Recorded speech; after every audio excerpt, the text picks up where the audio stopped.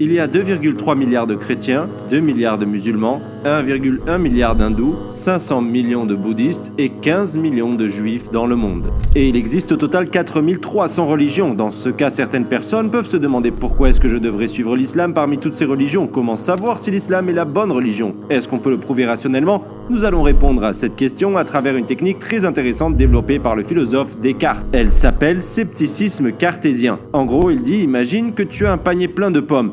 Tu mets ta main dans le panier et tu en ressors une bonne pomme. Lorsque tu reprends une autre pomme et qu'elle est pourrie, ce n'est pas la peine de continuer à sortir les autres pommes pour jeter celles qui sont pourries. Tu n'as pas à toutes les sortir pour vérifier lesquelles sont bonnes et lesquelles sont pourries. Au lieu de ça, vide tout le panier et ensuite remets dans le panier les pommes qui sont bonnes. Utilisons cette technique pour répondre à cette question. Est-ce qu'on peut examiner les 4300 religions une par une? Je ne crois pas. Alors examinons les indices qui se trouvent dans l'univers avec raison et logique. Déterminons les conditions qui doivent être réunies pour avoir une vraie religion. Utilisons ces indices pour obtenir la réponse directe à la question « Pourquoi l'islam ?» Lorsqu'on construit un bâtiment, on pose d'abord les fondations, n'est-ce pas? Il y a des étapes à respecter. Dans notre cas, nous devons vérifier chaque étape et éliminer ce qui ne correspond pas en commençant par la fondation. Donc, on va utiliser ces filtres-là.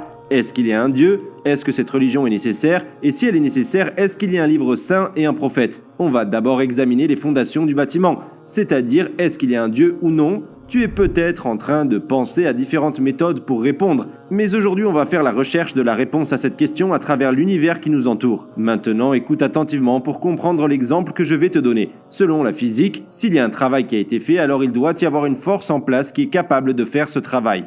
C'est-à-dire que la personne qui accomplit un travail doit avoir assez de puissance pour pouvoir y parvenir. Par exemple, si je voyais un bébé tirer un avion, je chercherais immédiatement un autre responsable car le bébé ne pourrait jamais accomplir cette tâche. Je dirais qu'il y a un système mécanique qui déplace l'avion, etc. Même si mes yeux disent que c'est le bébé qui tire l'avion, mon esprit interviendra immédiatement et dira « le bébé n'a pas assez de force pour tirer l'avion ». Je commencerai à chercher le véritable auteur de cet acte au-delà du bébé, et ce serait la chose la plus logique, n'est-ce pas? Comme dans cet exemple, lorsqu'on regarde l'univers, par exemple, on voit la vache comme responsable de l'acte de produire du lait. La vache ne connaît pas les acides aminés du lait qu'elle produit, elle ne connaît pas non plus les besoins du corps des personnes qui vont le boire, mais elle produit exactement le lait dont ils ont besoin. De plus, elle le produit en consommant quelque chose qui logiquement n'a aucun rapport, l'herbe. Quand on regarde de l'autre côté, nous voyons l'abeille vénéneuse comme responsable de la fabrication d'un doux miel. L'abeille ne connaît pas les minéraux qu'il y a dans le miel lorsqu'elle le produit. Ou sinon, le corps de l'abeille, ses cellules ne connaissent pas les besoins du corps des personnes qui mangeront ce miel. Mais elles produisent un miel qui peuvent même les soigner. Et si nous regardons autre part, nous voyons l'arbre comme responsable de la fabrication de fruits juteux, sucrés et colorés à partir d'un sol sec, sans goût et sombre. Mais la graine de cet arbre ne connaît pas le goût que je ressentirai. Elle ne connaît pas l'odeur qui plaira à mon nez. Elle ne sait pas ce que mes yeux aiment voir. Elle ne connaît pas les besoins de mon corps.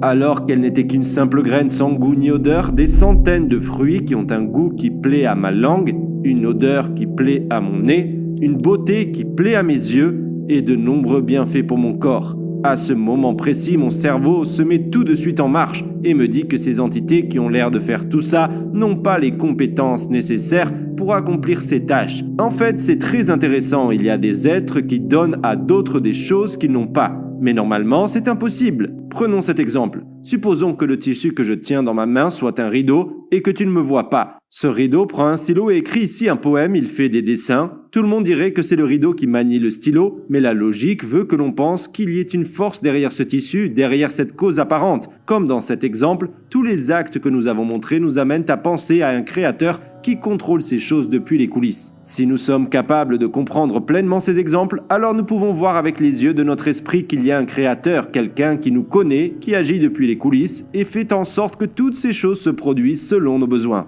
Maintenant, si la première étape est validée, les religions telles que le bouddhisme, le jaïnisme, les croyances philosophiques comme l'athéisme, l'agnosticisme, le naturalisme et le scepticisme sont éliminées. Parce qu'il y a sûrement un créateur, peu importe son nom. Maintenant, on va passer à la deuxième étape. Ici, on va utiliser la méthode de la comparaison de la science de la logique. Écoutez attentivement. Quand on regarde autour de nous, nous constatons qu'il y a une règle qui s'applique partout et dans tous les cas. S'il y a une œuvre, un résultat devant nous, c'est celui qui l'a fait qui la connaît le mieux. Aussi, quand on va en parler de cette chose, la première personne qui aura son mot à dire sera celui qui l'a faite. Par exemple, quand j'achète un téléphone, j'ai aussi un mode d'emploi, n'est-ce pas? En faisant ça, l'entreprise qui l'a fabriqué me dit on a fabriqué ce téléphone, donc logiquement, c'est nous qui le connaissons le mieux jusqu'à ses moindres détails. Et en te donnant ce manuel, on confirme ce fait. Nous en trouvons même dans les produits basiques. Alors notre esprit se dit, il y a des modes d'emploi dans les produits les plus basiques. Alors est-ce que ce serait logique que le créateur de l'univers, qui a créé les hommes et les a envoyés dans le monde, n'ait pas envoyé un mode d'emploi pour les guider? Au cours de l'histoire, toute l'humanité s'est posé les questions suivantes. Qui suis-je? D'où est-ce que je viens? Où est-ce que je vais aller? Quel est mon but dans cette vie? Est-ce que c'est possible que le Créateur me donne une conscience pour que je puisse me poser ces questions mais ne me donne pas un message qui contienne les réponses à ces dernières? Bien sûr qu'il ne nous laissera pas perdus sans information, il communiquera, nous mettra au courant de ses désirs et nous enverra un guide qui nous indiquera le chemin à suivre. Alors on comprendra que la religion qu'on cherche doit être basée sur un livre. Il doit y avoir un guide, un manuel. Et grâce à la deuxième étape, on élimine les religions comme le shintoïsme ou des croyances comme l'yétisme, le panthéisme et le nihilisme.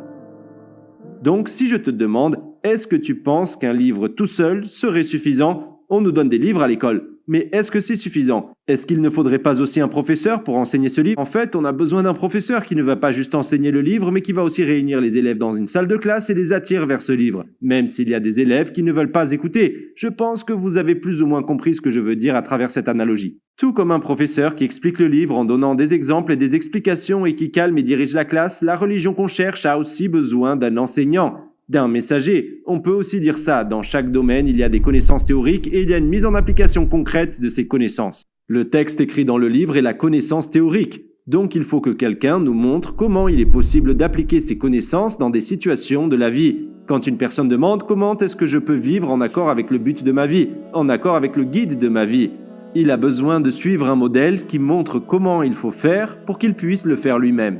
Donc si on reprend l'exemple de notre professeur, ce n'est pas suffisant de connaître les théories mathématiques. Il faut aussi voir et apprendre comment les appliquer et comment les utiliser. Est-ce que vous pensez qu'il ne serait pas plus logique d'avoir un prophète qui occupe une position de leader? En fait, il y a des exemples de ce genre même dans le règne animal. Par exemple, quand on regarde une ruche, on voit une colonie qui vit en communauté et qui a un but commun. Une reine a été désignée comme chef de cette société. Ou encore, si on voit une colonie de fourmis qui a un but commun, alors on aura une reine fourmi. Est-ce que ce serait logique qu'Allah, qui donne des chefs et des guides à ses animaux, ne donnerait pas ce genre de chefs aux humains? On parle de l'humanité, les êtres vivants les plus précieux, bien plus précieux que les fourmis et les abeilles.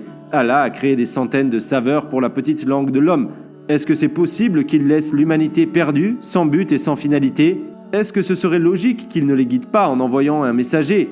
Si on a bien compris cet exemple, alors avec cette troisième étape, on a éliminé les religions comme l'hindouisme, le kawadisme, la religion druze qui ne croit en aucun prophète.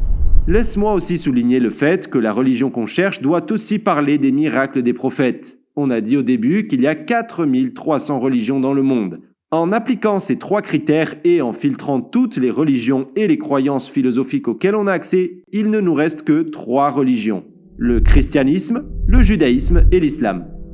Elles contiennent toutes le concept de créateur, du livre saint et de la prophétie. Maintenant, je veux attirer ton attention sur ça. Le fait que ces 3 religions sont passées à travers toutes ces étapes montre que leurs fondements sont basés sur la vérité. Quand on regarde le judaïsme, on voit que la figure principale est Moïse. Et dans le christianisme, la figure principale est Jésus. Que la paix soit sur eux tous. Bien que les enseignements de ces 2 grands prophètes sont aujourd'hui corrompus dans ces 2 religions, ce qu'ils ont apporté à la base, c'était la vérité. Le point commun de ces 2 religions est qu'elles n'acceptent pas le prophète Mohammed comme véritable messager. Mais l'islam dit que le prophète Mohammed est le dernier messager d'Allah et que Jésus et Moïse étaient aussi ses messagers. En se basant sur ça, on peut conclure que si on peut trouver que le prophète Mohammed est un véritable messager, alors on aura prouvé que l'islam est la seule vraie religion et que Moïse et Jésus sont venus pour délivrer le même message d'Allah. Oui, c'est donc à ce moment que de nombreuses preuves commencent à nous venir à l'esprit. L'une des preuves les plus importantes est sa vie elle-même. Imagine, il a vécu avec son peuple pendant 40 ans avant sa prophétie. Pendant 23 ans de sa vie prophétique, il a été le centre de l'attention aux yeux des mêmes personnes, et ils observaient chacun de ses mouvements. On va voir si une telle personne, ma'adallah, était un menteur ou non. Logiquement, on sait que les personnes qui sont proches les unes des autres en termes de rang et de position sociale peuvent s'imiter entre eux, mais plus la position sociale d'une personne est basse par rapport à l'autre, plus il est difficile de l'imiter. Prenons l'exemple d'Ibn Sina, aussi connu sous le nom d'Avicenne en Occident. C'était un génie de la médecine dont les ouvrages ont été étudiés dans les universités du monde entier pendant des siècles. Est-ce qu'une personne ignorante peut imiter ou peut se faire passer pour Avicenne? S'il va dans une ville et dit « Je suis Avicenne », combien de personnes le croiront? Au bout d'un moment, les gens qui le fréquentent se rendront compte que c'est un menteur à cause de son attitude et de ses actes, n'est-ce pas? Un fraudeur et un pauvre ne peuvent pas imiter un sultan. En peu de temps, toutes ces caractéristiques feront savoir que c'est un imposteur. Disons qu'il a réussi à l'imiter. Mais pendant combien de temps est-ce qu'il peut continuer à tromper les gens? Au bout d'un moment, son mensonge sera découvert d'une manière ou d'une autre. Prenons cette comparaison logique et appliquons-la au prophète Mohammed. Voilà ce que la religion qu'il a apportée dit de lui. C'est une personne dont Allah a fait un prophète parmi d'innombrables gens. Le dernier messager d'Allah qui a été envoyé à toute l'humanité. Le peuple le plus supérieur et le plus moral. Il y a deux possibilités ici. Soit c'est vraiment le cas, soit Ma'azallah c'est un menteur. Mais tu dois te rappeler que celui qui dit que c'est un menteur ne peut pas dire que c'est un menteur ordinaire. Il doit dire que c'est le plus grand menteur de l'histoire parce qu'il a menti sur le fait qu'il occupait une position si élevée. Il doit dire que c'est quelqu'un qui n'accepte pas Dieu, qui ne craint pas qu'il le punisse et dit des mensonges au nom d'Allah. Supposons qu'il l'a fait. Est-ce qu'il pourrait continuer à le faire pendant 23 ans? Il y a peut-être des gens qui pensent que le prophète, paix et bénédiction d'Allah soit sur lui, était en contact avec peu de gens. Mais ce n'est pas du tout le cas. Pendant sa vie prophétique, ceux qui l'entouraient, des milliers de personnes ont été témoins de tous les aspects de sa personne. On sait avec quelle main il mange, quel pied il met en premier lorsqu'il entre dans un endroit, jusqu'à l'ordre dans lequel il se coupe les ongles. Je veux dire qu'ils l'ont examiné de manière tellement détaillée qu'il n'y a pas une autre personne dans l'histoire qui ait été examinée de manière aussi approfondie. Est-ce que tu penses que s'ils avaient vu en lui des incohérences et des défauts, ils l'auraient soutenu et auraient supporté toutes ces difficultés? Bien sûr que non. D'ailleurs, ceux qui l'ont observé n'étaient pas tous des croyants. Ceux qui ont nié sa prophétie l'observaient aussi. Il vivait parmi eux avant de devenir messager et non pas seulement après. Il est né et a grandi parmi eux. Il n'était pas un étranger. Il savait tout de lui. Ils lui faisaient tellement confiance que, avant qu'il ne devienne prophète, ils lui ont donné le surnom de Al-Amin, ce qui veut dire le digne de confiance. Tout le monde était d'accord pour dire qu'il ne mentirait jamais et savait à quel point il était pieux. Ils en étaient tellement sûrs de ça que même ceux qui sont devenus ses ennemis après sa prophétie lui confiaient quand même leurs biens. Ils n'ont pas trouvé de défaut en lui avant ou après la prophétie. La seule chose qu'ils ont trouvé à dire, c'était de mal parler de lui en l'appelant sorcier ou magicien. Rien de plus. Une personne qui voudrait mentir doit pouvoir en tirer un avantage matériel, n'est-ce pas? Mais il n'y avait aucun avantage à ce qu'il faisait. Au contraire, il ne s'est exposé qu'à des difficultés. Il jeûnait pendant des jours. Parfois, il jeûnait sans sour niftar à cause de la pauvreté. Aïcha dit, parfois on ne cuisinait pas dans sa maison pendant 2 mois. Il mangeait des choses comme des dattes. Il prie, il fait la salat pendant des heures la nuit.